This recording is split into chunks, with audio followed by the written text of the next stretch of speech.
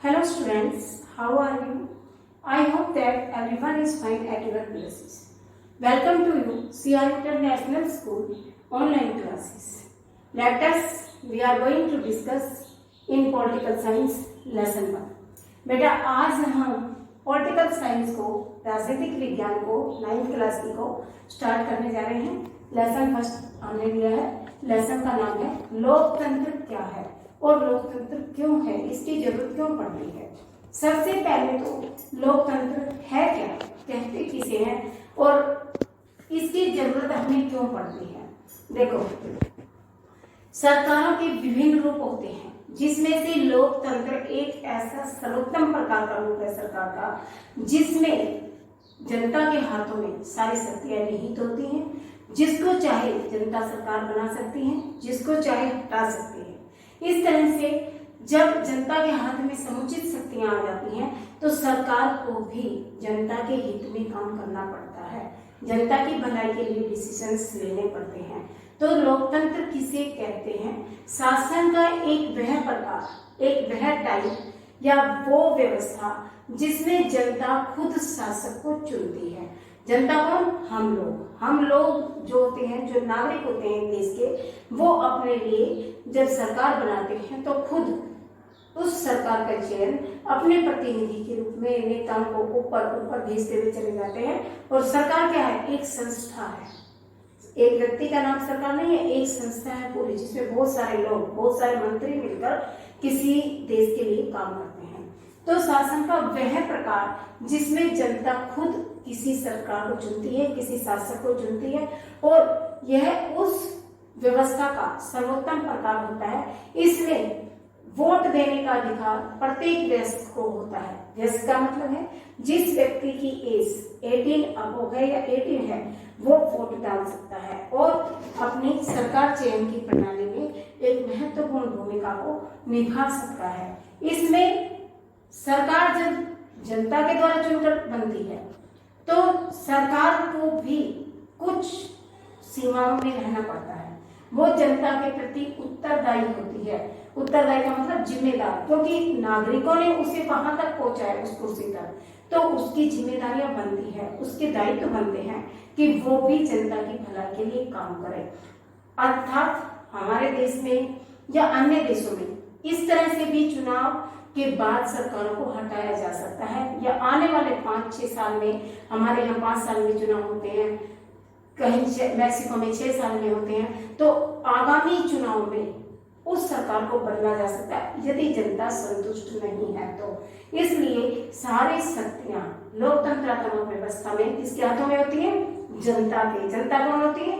एक देश के नागरिक। ठीक है। दूसरे नंबर की सरकार, मैं आपको सरकारों के रूप बता रही हूँ कि सरकारें कितनी प्रकार की होती हैं, कैसे कैसे रूप में होती हैं। तानाशाह। तानाशाह किसी एक निजी व्यक्ति के हाथ में सारी शक्तियां चली जाए या कोई ऐसा समूह, ऐसा ग्रुप बन जाए जिसके हाथों में पूरी शक्तियां हो। विशेष व्यक्तियों का समूह बन जाए जो मिलकर एक देश की व्यवस्था को संभाले, एक देश की बागडोर को संभाल कर सत्ता को चलाए, या फिर कोई एक व्यक्ति। लेकिन इसमें क्या होता है कि ये बिल्कुल अच्छी सरकार नहीं होती। सारी शक्तियां जब एक व्यक्ति के हाथ में आ जाएंगे तो वो मनमानी करेगा, उस पर कोई रोक नहीं होगी, ना वो कोई जनता के लिए भलाई के लिए काम करेगा, पहले अपने हित की सोचेगा। कुछ राजा तो बहुत अच्छे थे प्राचीन समय में, जैसे राजा थे, कुछ अपने देश के लिए, अपनी प्रजा के लिए बहुत कुछ करते थे, लेकिन कुछ बिल्कुल स्वेच्छाचारी निरंकुश थे जो अपने परिवार के लिए, अपने भोग विलास के लिए अपना जीवन व्यतीत करते थे। तो तानाशाह उस टाइप की सरकार है जिसमें सारी शक्तियां एक किसी व्यक्ति का हाथ में जाए या किसी एक विशेष व्यक्ति समूह के हाथ में चली जाए जो देश को चलाए। तो अच्छे होंगे तो अच्छी तरह से चला लेंगे, अगर वही व्यक्ति भ्रष्ट है, सही नहीं है, तो उस देश की व्यवस्था चरमरा जाएगी और उनमें गृह युद्ध की स्थिति उत्पन्न होगी। और अक्सर तानाशाह जो सरकार है बिल्कुल भी अच्छी सरकार नहीं हो सकती है, क्योंकि इसमें जनता भागीदारी नहीं लेती है। जहां जनता की भागीदारी नहीं होती है वहां सरकार पर कोई अंकुश नहीं होता, उसकी शक्तियों पर किसी तरह की कोई रोक नहीं होती, वो मनमाने ढंग से चलती है, मनमाने ढंग से काम करती है। तो ये बहुत अच्छी सरकार का रूप नहीं है। उसके पश्चात सैन्य शासन। सैन्य शासन, सेना की मदद से जो शासन हथियाया जाए, जो किया जाए, जैसे कि पाकिस्तान में किया परवेज मुशर्रफ ने 1999 में, ठीक है। उन्होंने क्या किया, एक तख्ता पलट किया रातों रात, सेना की मदद से पहले प्रधानमंत्री को हटाकर तख्ता पलट करके खुद उस सीट पर बैठे। और कैसे, अगस्त 2002 में उन्होंने एक लीगल फ्रेमवर्क ऑर्डर यानी एक आदेश जारी कर दिया, जिसके अनुसार संविधान की सारी शक्तियों को बदल दिया गया। क्योंकि जिस समय उन्होंने तख्ता पलट किया, उस समय संविधान की सारी शक्तियों को उन्होंने बदल दिया और राष्ट्रीय तथा ये जितनी भी असेंबलियां थी उनको भंग कर दिया। क्योंकि संविधान के अनुसार काम हो नहीं सकता था, जबरदस्ती से शासन हथियाया गया था, सेना की मदद से हथियाया गया था। क्योंकि जो सेना जिसके हाथ में होती है, राष्ट्रपति के हाथ में सेना होती है, तो जब वो कमांडर होता है तो सेना को उसके आदेश का पालन करना पड़ता है। और कई बार अक्सर बड़े बड़े देशों में ऐसा हो जाता है, सैन्य प्रशासन प्रणाली के द्वारा रातों रात तख्ता पलट हो जाता है, जैसे कि पाकिस्तान में हुआ था 1999 में। इसी तरह से एक चौथा रूप है गैर लोकतांत्रिक सरकारें, जिसे हम अलोकतांत्रिक सरकारें भी कहते हैं। जैसे कि चीन में एक दलीय सिद्धांत है, यानी कि चीनी कम्युनिस्ट पार्टी का वहां पर प्रभुत्व है। होंगे एक दो दल से ज्यादा, 2-3 दल से ज्यादा नहीं, लेकिन जब भी इस चीनी कम्युनिस्ट पार्टी से परमिशन लेनी पड़ती है जब भी कोई दल चुनाव लड़ना चाहता है। इसी तरह से वहां पर नेशनल पीपल्स कांग्रेस, उसकी संसद का नाम है चीन की संसद का। आपसे कोई पूछ ले चीन की संसद का नाम क्या है, तो नेशनल पीपल्स कांग्रेस।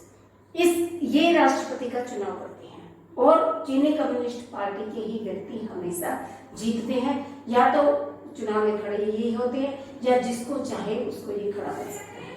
तो इस तरह से हम इसको लोकतांत्रिक देश में नहीं काउंट करते हैं, ठीक है। इस तरह से ये तो सरकारों के विभिन्न रूप थे।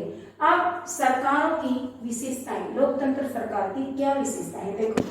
लोगों के प्रतिनिधियों के पास अंतिम शक्ति, प्रतिनिधि कौन होते हैं, जिनको हम अपनी तरफ से चुनते हैं। हमारे इलाके से जो भी लोग देखो, कोई इतनी बड़ी शासन व्यवस्था है जिसमें प्रत्येक व्यक्ति तो प्रत्यक्ष रूप से भाग नहीं ले सकता है, इसलिए हम अपनी तरफ से किसी एक व्यक्ति को चुनकर भेजते हैं कि ये भाई हमारी तरफ से हमारी बातों को पेश करेगा और सरकार की नीतियों को हम तक पहुंचाएगा। तो ये प्रतिनिधि शासन होता है। लोगों के प्रतिनिधियों के पास अंतिम शक्ति होती है, तो समझ लो लोगों के पास ही है, ठीक है। ये कहाँ पर है व्यवस्था, केवल लोकतंत्र में। स्वतंत्र तथा निष्पक्ष चुनाव होते हैं। लोकतंत्र में हमेशा स्वतंत्र आजाद है। चुनाव आयोग नाम की एक संस्था होती है वहां पर, जिसका कोई प्रधानमंत्री से लेना देना नहीं, किसी राष्ट्रपति से नहीं, किसी अन्य मंत्री से नहीं। वो अपनी स्वतंत्रता से निष्पक्ष चुनाव करवाते हैं, उसका फैसला सभी को मान्य होता है। उसके पश्चात एक व्यक्ति एक मत और एक मूल्य, ये जो क्वेश्चन है ये 3 मार्क्स में बहुत बार आता है, इसलिए इस पर ध्यान दीजिए कि वोट की कीमत एक व्यक्ति के लिए भी, चाहे वो गरीब है, अमीर है, या किसी बड़े होते पे, छोटे होते पे, सबके लिए समान है। उसका मूल्य एक ही होगा, चाहे वो किसी भी ओहदे पर हो। यानी एक वोट का मूल्य प्रत्येक व्यक्ति के लिए एक समान है। जैसे कि कई जगहों पर नहीं है, कई जगहों पर लोगों को समान वोट के अधिकार नहीं है। जैसे कि सऊदी अरब में औरतों को वोट देने का अधिकार नहीं था। 2015 में स्त्रियों को वहां वोट देने का अधिकार मिला, वो भी बहुत संघर्षों के बाद, अनेक आंदोलनों के बाद, अनेक तरह की हड़तालों के बाद। वहां पर कई आह्वान किए गए बंद के, कई बार स्ट्राइक हुई, कई बार वहां पर छोटे छोटे आंदोलन हुए, रैलियां निकली, जुलूस निकले। बहुत अथक प्रयास के बाद 2015 में अनेक महिला सम्मेलनों ने, महिला आंदोलनों ने इसमें योगदान दिया। तब जाकर 2015 में सऊदी अरब में औरतों को वोट देने का अधिकार मिला, वरना तो वो औरतों के वोट के खिलाफ थे। पुरुषों को अधिक वर्चस्व दिया जाता था, औरतों को नगण्य समझा जाता था, ना के बराबर। उसके बाद यहाँ एस्टोनिया में क्या होता है, अल्पसंख्यकों को कम वोट का अधिकार है, यानी जो संख्या में कम है उन्हें भी वोट का अधिकार नहीं दिया जाता था। इसी तरह से जो फिजी है एक देश, वहां पर मूल वासियों के वोट का ज्यादा महत्व है। जो वहां के मूलवासी है उनका मूल्य ज्यादा है, जबकि जो भारतीय मूल के फिजी नागरिक है, जो वहां जाकर रहने लगे हैं भारतीय मूल के, उनका वोट का मूल्य कम है, नहीं है, ना के बराबर है। इस तरह से ये मैंने एग्जाम्पल दिए हैं आपको कि कहां कहां पर एक व्यक्ति एक मत और एक मूल्य साबित नहीं होता है। आप ये क्वेश्चन आते ये मूल्य देकर आप इसको सिद्ध कर सकते हैं। एक व्यक्ति एक मूल्य एक वोट, यानी प्रत्येक व्यक्ति के लिए एक वोट का सेम मूल्य है, समान महत्व है। उसके बाद कानूनों तथा अधिकारों का सम्मान। जहां पर लोकतांत्रिक सरकारें होती हैं वो संवैधानिक कानूनों के आधार पर बनी होती हैं, कानूनों के अनुसार उन्हें काम करना पड़ता है, नियमों पर वो चलती हैं। संविधान में हमारे एक एक नियम लिखित है, राष्ट्रपति के अधिकार, प्रधानमंत्री के, नागरिकों के कर्तव्य अधिकार। तो इस तरह से वो प्रत्येक नागरिकों के अधिकारों का सम्मान करती है। संवैधानिक कानूनों के अनुसार सरकारों को चलना पड़ता है और नीतियों की जो भी घोषणाएं करती हैं या उनका मार्गदर्शन हमें संविधान से होता है। तो ये सब कहाँ पर है? अगर लोकतंत्र है तो। लोकतंत्र नहीं है तो ये चीजें लिखेगा ही क्यों? क्योंकि वो तो फिर अपना हिटलर टाइप तानाशाह से चलाएगा, जैसे कि जर्मनी में चला था। ठीक है। उसके बाद उत्तरदायी सरकार, जो कि जनता अपने प्रतिनिधियों को भेजकर सरकार बनाने की भूमिका में महत्वपूर्ण रोल निभाती है, तो सरकार भी उत्तरदायी होती है उन लोगों के प्रति। उनको अच्छी सुविधाएं देना, अच्छी तरह से उनकी व्यवस्थाओं को बनाना, अच्छे नियम बनाना, ताकि लोग संतुष्ट रहें। जनता की प्रति उत्तरदायी होती है, क्योंकि लोगों ने उसे चुनकर भेजा है, तो पलट नहीं सकती है। जो बातें, जो नीतियां या जो प्लानिंग वो लोगों से करके गए वो उन्हें पूरे करने पड़ते हैं, क्योंकि इसी के बूते पर तो लोग चुनते हैं। उनके पास चयन होता है, जो ज्यादा अच्छी बेस्ट पॉलिसी देगा लोग उसी को अपनी सरकार के रूप में चुनते हैं। इसीलिए तो इलेक्शंस के टाइम में आप देखा करो, कोई किस तरह की सुविधाएं देने की घोषणा करता है, कोई पार्टी किसी तरह की, कोई पार्टी किसी तरह की। तो क्यों? क्योंकि प्रलोभन दिया जाता है कि आप हमें वोट दो, हम आपको इस तरह की सुविधाएं मुहैया कराएंगे, और करानी पड़ती है सरकार बनने के बाद, क्योंकि वो जनता के प्रति उत्तरदायी होते हैं, जनता उन्हें चुनकर भेजती है। उसके बाद विचार विमर्श पर आधारित सरकार। विचार विमर्श, जहां लोकतंत्र होगा वहां पर किसी भी नीति को बनाने में, किसी भी निर्णय को लागू करने में कई बार सोचा जाता है, सैकड़ों हजारों बार विचार विमर्श किया जाता है। उसके बाद उस नीति को लागू किया जाता है, और फिर भी अगर कोई त्रुटि रह जाती है, किसी तरह की, वो लोगों को कोई चीज पसंद नहीं आती है, तो उसमें संविधान के अनुसार भी फेरबदल का प्रावधान है, और उसमें हम चेंजमेंट ला सकते हैं। ठीक है। तो विचार विमर्श पर आधारित है, यानी नियम बनाने के बाद भी उनमें उलटफेर हो सकती है, ऐसा केवल लोकतांत्रिक सरकारों में ही होता है।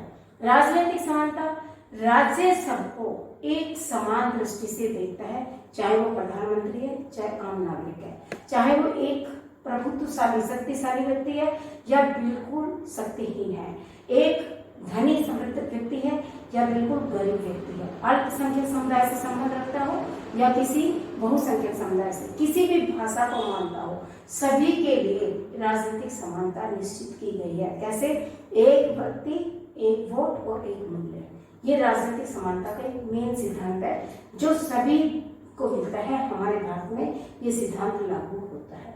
मतभेदों का समाधान, अगर एक किसी तरह से कोई निर्णय लिया भी गया और लागू भी हो गया, या तो जनता और सरकार में अगर किसी तरह के मतभेद उत्पन्न हो जाते हैं, किसी तरह के मनमुटाव होते हैं, किसी भी बिल को लेकर, या किसी बार आप देखते हो पेट्रोल की कीमतें दिन आए दिन बढ़ती हैं, फिर अपने आप डाउन हो जाती हैं, हमारे गैस के सिलेंडरों के रेट बढ़ जाते हैं, फिर वो रसोई गैस की कीमतें थोड़ी डाउन हो जाती है, व्यवस्था को देखकर बिजली के बिल बढ़ा दिए जाते हैं, तो कभी कम कर दिए जाते हैं। जब सरकार को ये लगता है कि मुझसे जल्दबाजी में गलत निर्णय हो, ऐसा तो होता ही नहीं है, बहुत सारे लोग, बहुत सारे मंत्री बैठते हैं, तब किसी बात पर बहुत विचार विमर्श के बाद निर्णय होता है। फिर भी अगर कोई त्रुटि रह जाती है जनता को सरकार का वो फैसला नहीं भाता है, नहीं पसंद करती है, तो उसे चेंज किया जा सकता है, जिसे हम कहते हैं मतभेदों का समाधान। और ये केवल यहाँ लोकतांत्रिक सरकार में ही हासिल हो सकता है, लोकतांत्रिक सरकार में ही संभव है। आप देखिए जो लोकतांत्रिक सरकारें हैं ये किस तरह से, एक अब्राहम लिंकन महान दार्शनिक, महान ऐतिहासिकार हुए थे, राजनीतिज्ञ थे बहुत बड़े, उन्होंने भी कहा कि लोकतंत्र की, उन्होंने एक बहुत अच्छी कोटेशन दी, क्या कि लोकतंत्र जो है वो जनता के लिए,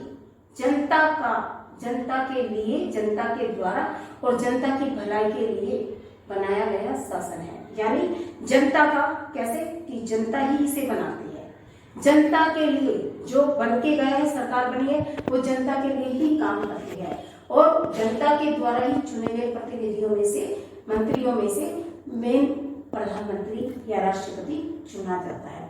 तो जनता के लिए, जनता के द्वारा जो शासन व्यवस्था है अब्राहम लिंकन के अकॉर्डिंग वही लोकतंत्र कहलाता है। ठीक है, जिसमें सारी शक्तियां एक व्यक्ति के हाथ में नहीं होती, समस्त नागरिकों के हाथ में होती है। नागरिकों को एक आत्म सम्मान की, आत्म गौरव की अनुभूति होती है कि मैं इस देश का वासी हूँ, तो मेरी भूमिका भी ये है कि सरकार के चयन में मैं भी एक इम्पोर्टेंट कड़ी हूँ। ठीक है, इस तरह से लोकतांत्रिक सरकार सबसे बेहतर, सबसे अच्छी किस्म की सरकार मानी गई है और हमारे भारत में लोकतंत्रात्मक व्यवस्था है।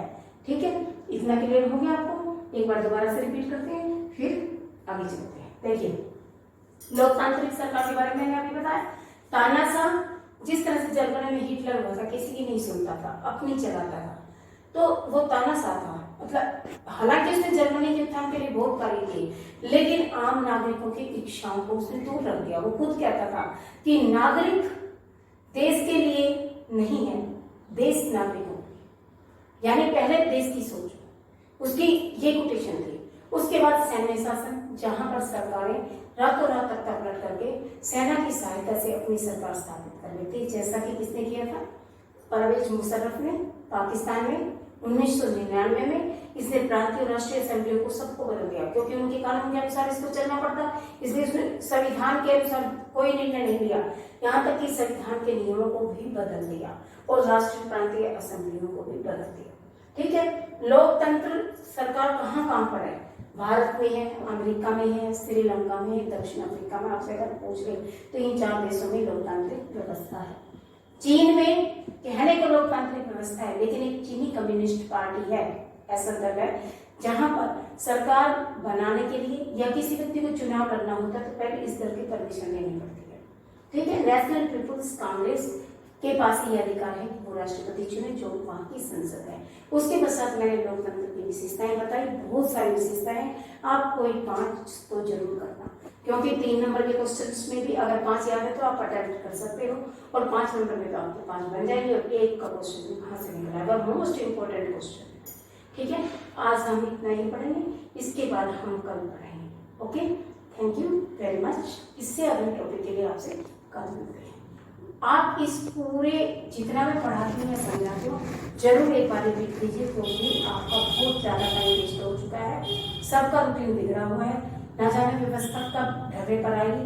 तो ऐसे हम हाथ पर हाथ रख कर नहीं बैठ सकते, हमें अपने काम को चलाना ही पड़ेगा, ये मजबूरी है। हम अपनी तरफ से भरसक कोशिश कर रहे हैं, आप अपनी तरफ से अच्छा समझाए। हमारी मैनेजमेंट, हमारी प्रिंसिपल मैम या जो भी हमारे सहयोगी हैं, वो हमारे साथ आपके लिए बेस्ट से बेस्ट फैसिलिटीज प्रोवाइड करने की कोशिश कर रहे हैं। थोड़ा सा कोऑपरेशन आप कीजिए कि हम जितना पढ़ाया जाए उसको पढ़िए, लिखिए और साथ साथ चलते हैं। ठीक है, thank you very much. Okay.